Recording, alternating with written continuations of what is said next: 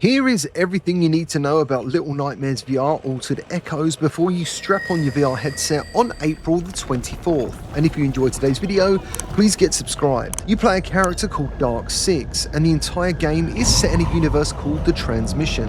And in this place, reality barely makes any sense. Everything is warped, gravity seems to have a mind of its own, it's dark, sometimes too dark for the game's own good, and it's very twisted. And that is especially true of the residents, or perhaps they're best called entities, that live in this universe. It has taken me just under 3 hours to complete and was a mix of physically dodging all manner of crazy, nightmarish things that want to kill you through various environments. There's quite a bit of climbing, you'll be striking infinite matches to see where you need to go, or there'll be something you need to find to help you progress. You'll be doing lots of hiding, running, escaping traps, and there's some light puzzling which I really enjoyed. And while I say light puzzles, there was a couple of moments in this game I simply didn't know what to do next, but these moments are few and far between, and I actually welcome them because I felt like I was flying through this game at breakneck speed. And I think there's a good reason why I felt this way, and I'll get to sharing a bit more on that when we get into the negatives. And just in case you're wondering about the black borders that you're seeing on this gameplay, these are in the game and they cannot be removed. In fact,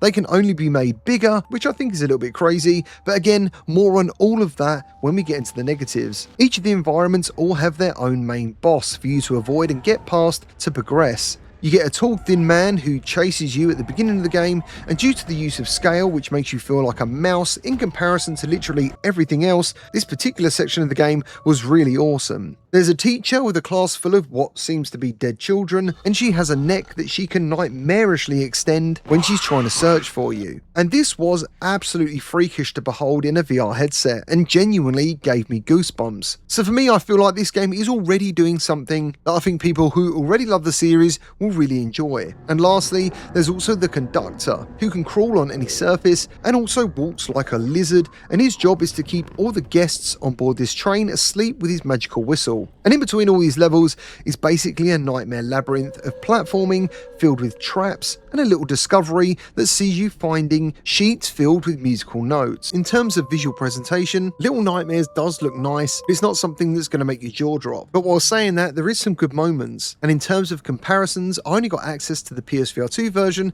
and PCVR, and they are visually identical, and there's no graphical settings anyway. For the PSVR2 guys, there is no headset haptics and no adaptive triggers. A game like this certainly doesn't need adaptive triggers, but headset haptics would have been a nice addition. So now let's get into some negatives. Little Nightmares VR Altered Echoes feels like it was made by people who don't play VR. In a game that features very thoughtful options like item highlightability for people who are visually impaired and dyslexia font, which I've personally never seen in a game, it seems very strange we are missing options like smooth turning and not being able to remove the hood of the character. Combining the lack of smooth turning and the permanent vignettes of the hood tells me these choices are there to prevent motion sickness. And I'm not going to lie, seeing the hood constantly and turning instantly on a dime does get old pretty fast. And at first, it did feel very immersion breaking, but over time, I did get used to it. But obviously, what choice did I have? Your hands disappear whenever you grab something. There's lots of things floating around because in this universe, gravity just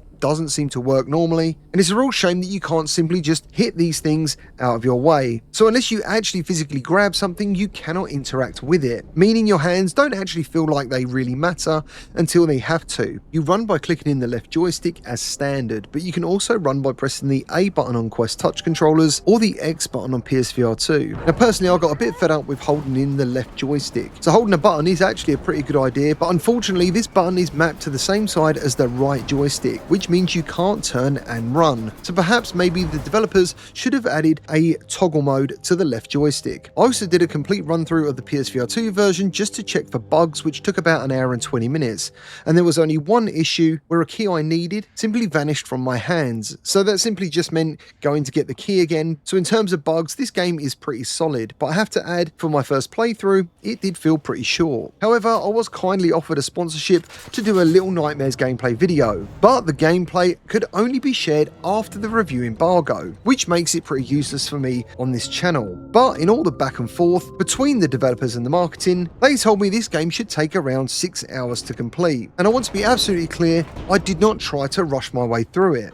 I searched all the corners, tested some things out just to see what would happen, and I still saw the credits roll in under 3 hours. So again, I do think that Little Nightmares VR is made and has been tested by people who simply don't play that much VR. And now that brings me to my summary. With all those negatives being said, I can already see some VR enthusiasts saying they will not pick this up until smooth turning is added in a future update. But I also want to add, I had a really good time playing this. There's some excellent jump scares to be had, the music is absolutely brilliant, and it's great to be in this world due to the sense of scale, which is absolutely fantastic. But unfortunately, I don't think there's any replayability, and this game costs £25 or €30 or $30. Because of everything I've mentioned, I can't really give it an instant buy recommendation. I found it pretty frustrating to play due to the lack of smooth turning, and the hood blinders took a while to accept, and then on top of this, it's also a pretty short game. So I'm going to give Little Nightmares VR Altered Echoes a wait for a sale recommendation, but if they update this game, I do think fans of the series